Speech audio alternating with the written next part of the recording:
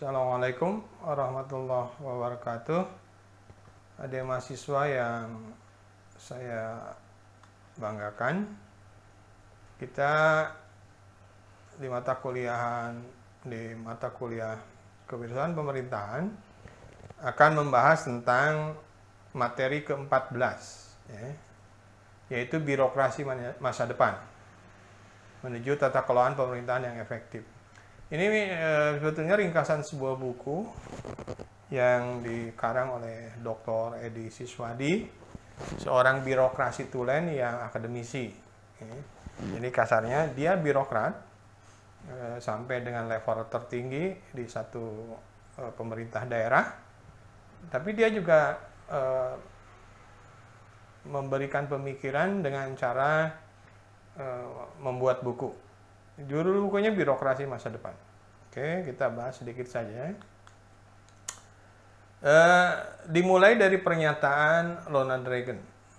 Ini ngait sebetulnya dengan David Osborne, di mana David Osborne membuat analisa berjalannya pemerintahan di Amerika tahun 80, dan kebetulan presidennya adalah Ronald Reagan.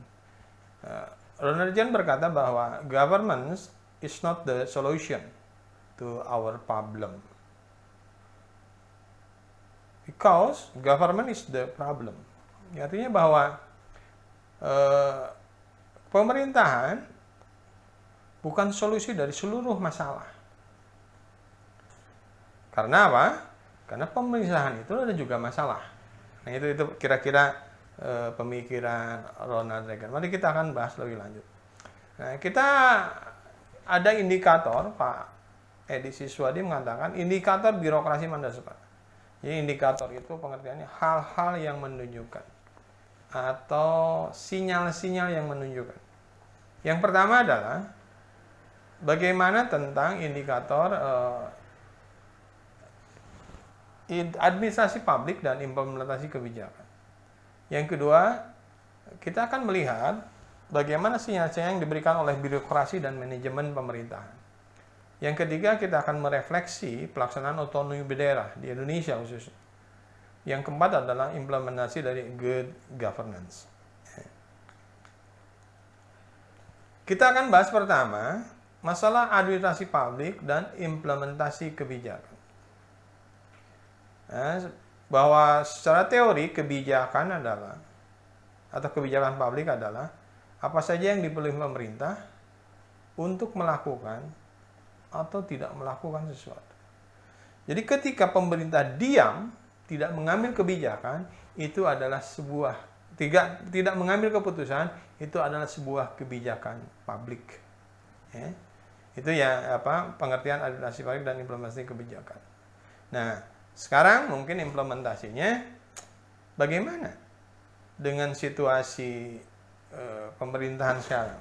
Apakah pemerintah lebih banyak membuat kebijakan-kebijakan atau pemerintah lebih banyak diam dengan kondisi yang ada di Anda harus cermat melihat efektivitas kebijakan yang ada di pemerintah Indonesia. Atau secara sweepingnya mungkin Anda bisa melihat kebijakan-kebijakan yang diambil oleh seorang gubernur, atau mungkin juga ke bawahnya kebijakan-kebijakan yang diambil oleh seorang bupati atau wali kota, atau ke bawahnya camat, kepala desa. Ini sangat menarik ketika kebijakan publik dibuat, apalagi terlebih dengan situasi sekarang, COVID-19. Bagaimana? Anda bisa menilai kebijakan-kebijakan yang diambil oleh pemerintah dalam mensikapi COVID-19 ini.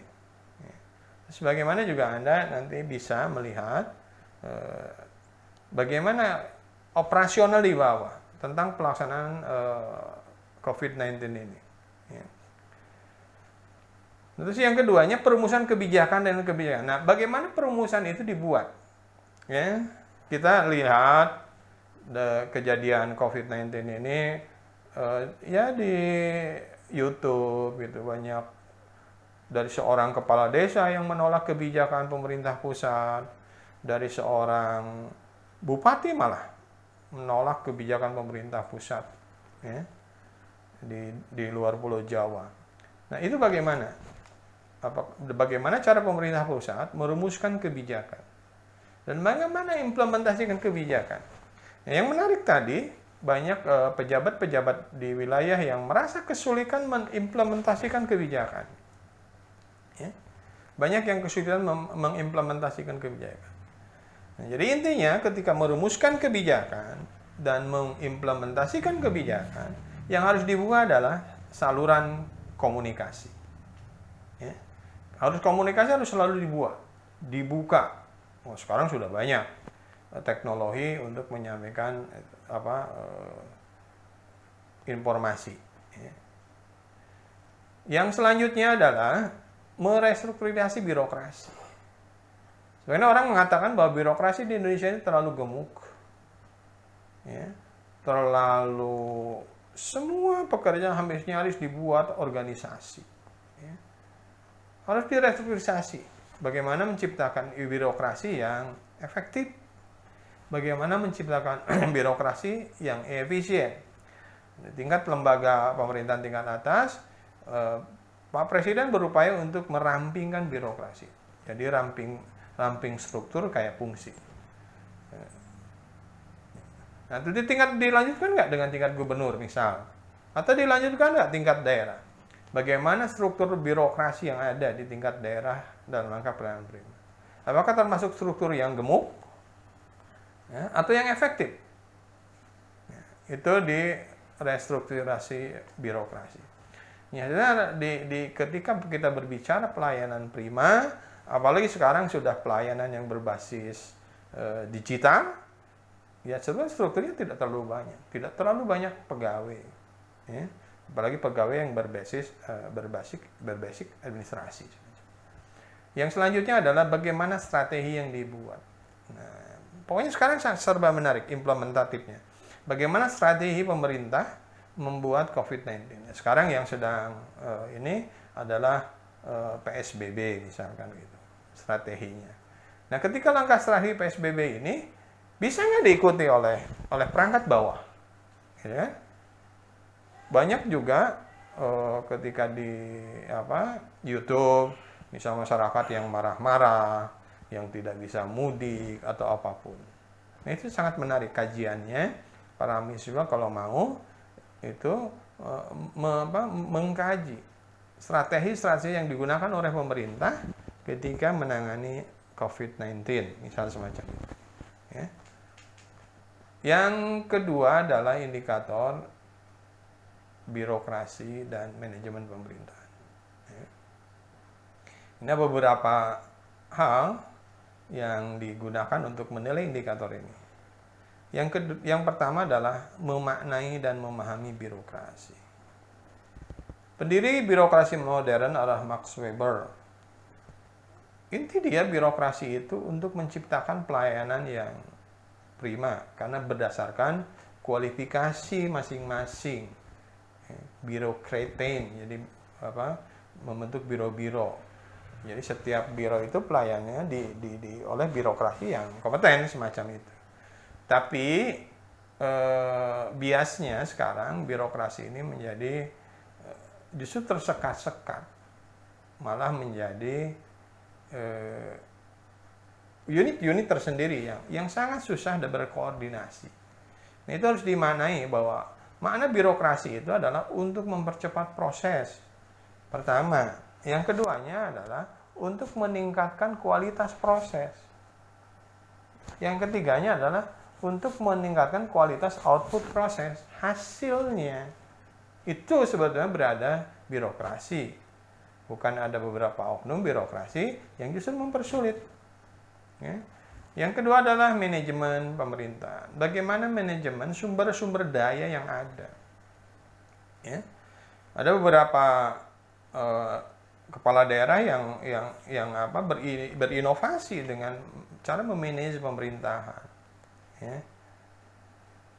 Seperti dulu ada yang Jabar Masagi misalnya. Jadi Jabar Masagi itu ketika bentuk pemerintahan dalam operasionalnya bisa melibatkan 4 hal.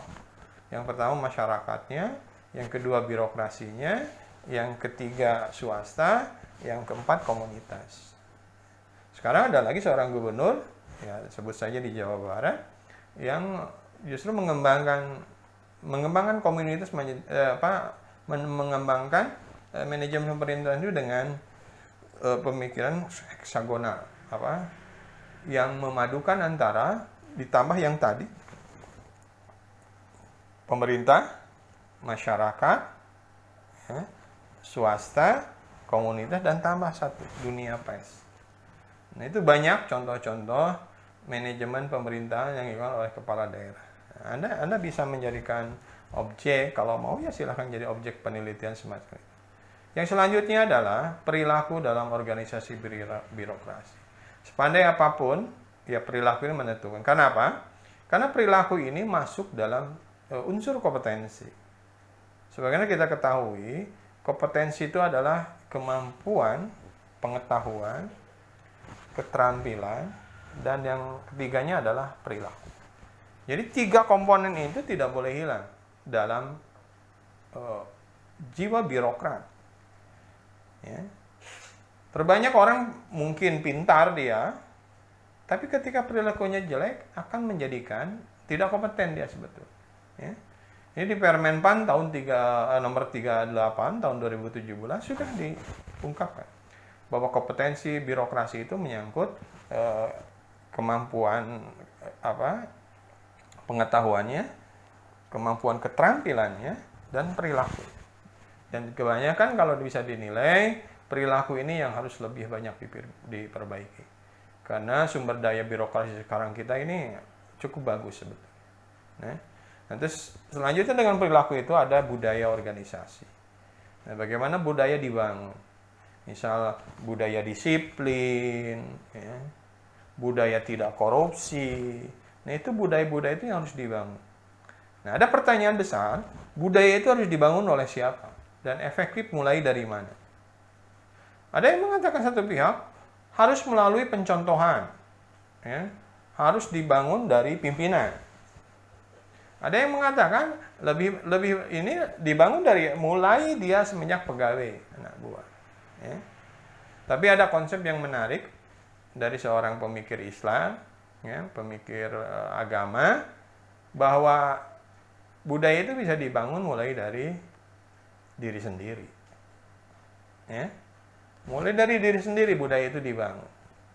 Nah, ketika berbicara diri sendiri, ya, itu kekuatannya efektif banget.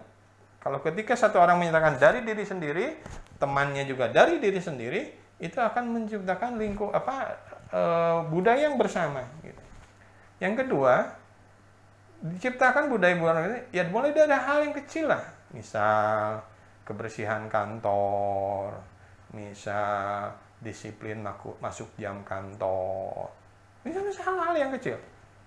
Tidak terlalu bombastis gitu. Ya. Yang selanjutnya adalah ya mulai saat ini. Jangan dinanti-nanti. Mulai saat ini Anda harus menerapkan budaya itu. Ya. Nah, terus yang selanjutnya adalah bagaimana efektivitas organisasi. Organisasi itu tujuannya harus dicapai. Organisasi tujuan harus tercapai. Dengan cara ya pemanfaatan sumber daya yang tadi. Terutama sekarang adalah ditekankan efisiensi. Sekarang sudah berbasis IT semua, ya. Jadi akan lebih efisien sebetulnya sebuah organisasi dijalankan. Ya. Terus yang terakhir di birokrasi dan manajemen pemerintahan di indikator itu adalah bagaimana memanage pelayanan publik. Yang terpenting itu sekarang birokrasi dibuat untuk memberikan pelayanan. Sebagai ungkapan dulu, sebetulnya apa alasan diangkat seorang birokrat? Ya. Ada yang mengatakan pemerintah butuh, tidak. Pemerintah birokrat karena apa? Karena ada yang harus dilayani. Jadi kalau tidak ada yang harus dilayani, kenapa birokrat? Seperti ungkapan saya yang paling mudah, kenapa diadakan dosen? Dosen ditunjuk oleh pemerintah karena ada mahasiswa. Kalau tidak ada mahasiswa, kenapa harus mengangkat dosen? Ya. Itu paradigma pelayanan publik. Jadi yang harus ditambahkan adalah bagaimana melayani publik. Kalau di dunia Unsika, bagaimana seorang dosen bisa melayani mahasiswanya. Awas ya, Anda masih ingat dengan kaidah-kaidah seorang pelayan. Mungkin ya Anda dibuka lagi. Nah gitu kondisinya. Ketika di masyarakat pun, birokrasi itu adalah pelayan publik. Yang ketiga adalah refleksi otonomi daerah. Maka kita lihat, ya, refleksi otonomi daerah terjadi. Ketika disandingkan antara desentralisasi dan otonomi daerah, bagaimana implementasinya sekarang di Indonesia? Apakah betul desentralisasi sudah dilaksanakan secara full? Ya, otonomi daerah, ya Anda bisa melihat sekarang. Ya. Anda harus cermat para mahasiswa menganalisis desentralisasi itu dan pelaksanaan otonomi daerah. Apa betul daerah sudah punya otonomi? Apa betul pemerintah daerah sudah efektif mengeluarkan kebijakan-kebijakannya? Apa betul pemerintah pusat tidak terlalu banyak mengatur tentang kegiatan pemerintah di bawahnya? Ya. Yang keduanya, Otda itu sebetulnya paradigma baru untuk membangun bangsa. Pengertian bahwa dengan otonomi daerah, pengambil kebijakan akan lebih cepat. Karena apa? Karena yang lebih tahu adalah kepala daerah tersebut misalnya. Ya? Yang lebih tahu tentang desa, ya kepala desa. Yang lebih tahu tentang kecamatan, ya harusnya camat. Yang lebih tahu tentang bupati, ya bupati. Ya? Ketahuan tentang sebuah kabupaten pasti akan lebih besar bupati daripada gubernurnya. Idealnya berpikir semacam itu. Sehingga ketika konsep membangun bangsa diterapkan, ya akan lebih bagus dilakukan desentralisasi. Ya. Yang selanjutnya adalah menata birokrasi Pemda. Nah ini yang tadi kaitannya. Apakah birokrasi Pemda termasuk birokrasi yang gemuk, yang banyak, atau yang ramping? Birokrasi, ya, ramping struktur istilahnya kalau di organisasi dan kaya fungsi. Yang terakhir adalah bagaimana kepemimpinan menjadi kuat. Apakah kepemimpinan kita menjadi seorang kuat? Bagaimana suksesi kepemimpinan sekarang? Ya kita lihat, ya, bagaimana pergerakan calon-calon pemimpin bangsa. Ya, siapa yang membentuk pemimpin bangsa? Partai politik kah? Atau emang orang per orang? Gitu.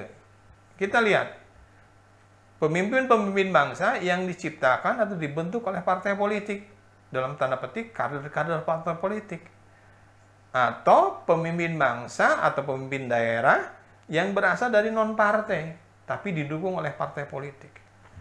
Nah, kepemimpinan yang kuat adalah kepemimpinan yang emang berakar, ya, tidak serta-merta gitu. Jadi kepemimpinan kuat memang kepemimpinan yang sudah disiapkan. Suksesi kepemimpinan. Yang terakhir adalah good governance. Ya, di situ banyak banget indikator-indikatornya.